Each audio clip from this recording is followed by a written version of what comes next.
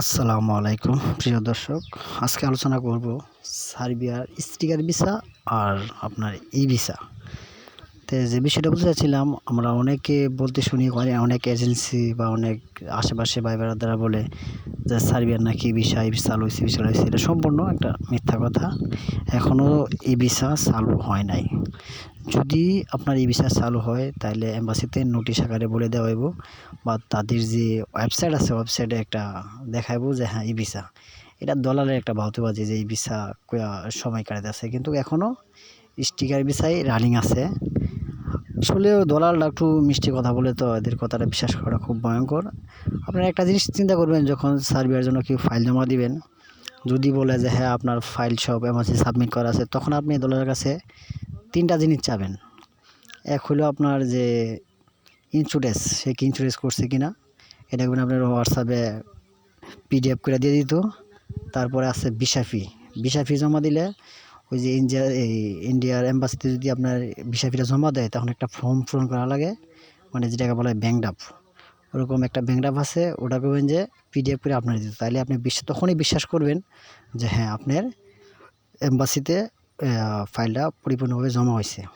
তাহলে আপনার কী হইলো, এই ইন্স্যুরেন্স, ভিসা ফি জমা দিলে ব্যাংক ড্রাফট, আরও যে আদার ডকুমেন্টগুলো আছে, এগুলো যখন আপনারা দিব, তখন আপনি বুঝতে পারবেন যে হ্যাঁ আপনারটা পরিপূর্ণ জমা হয়েছে। কোনো প্রুফ ছাড়া কোনো দলালের কথা বিশ্বাস করবেন না, তাইলে আপনারা ধোঁকা খাবেন। কারণ দলালরা বিভিন্ন ধরনের কথা বলে, যেগুলো আসলে আমরা 1 মাস, এ মাস, এই 2 মাস, এ 1 মাস, এ হইতাছে, এই ধরনের কথা।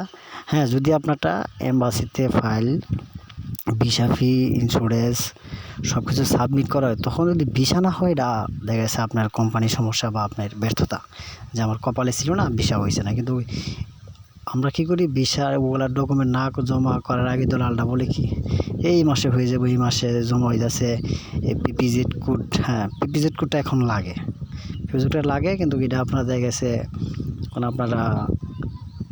আপনার পারমিটের জন্য অ্যাপ্লিকেশন করব, তখনই কোম্পানি ওই দেশ থেকে পিপিজেড হইয়া তারপর আপনার পারমিটটা ইস্যু, এর আগে পারমিটটা ইস্যু করতে পারবো না। কারণ পিপিজেডটা এরকম একটা জিনিস, আপনার যখন দেশের কোম্পানিতে আপনার একটা পারমিটের জন্য আবেদন করব, তখন ওই কোম্পানির আবার মিনিস্ট্রিতে আবেদন করব যে আমার এই কটা লোক লাগবো।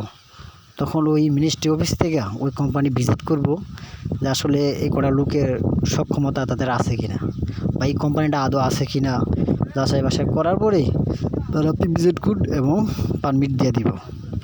তখনই আপনারা ক্লিয়ার হবেন যে আপনারটা সঠিক আছে। আর একটা বিষয় হলো কি, সবসময় চেষ্টা করবেন বিদেশ যে কোনো দেশে যান, সার্বিয়া, মন্টিনিগ্রো, কসোভো, যেখানে যান, চেষ্টা করবেন যে ঢালাভাবে যে 100-200 পারমিট এরকম না, যে ইন্টারভিউ দেওয়ার চেষ্টা করবেন।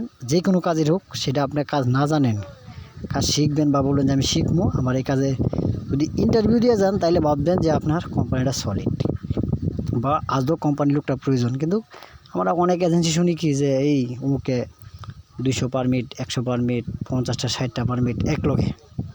একটা কোম্পানি থেকে এতগুলো পারমিট ইস্যু হয় না সাধারণত।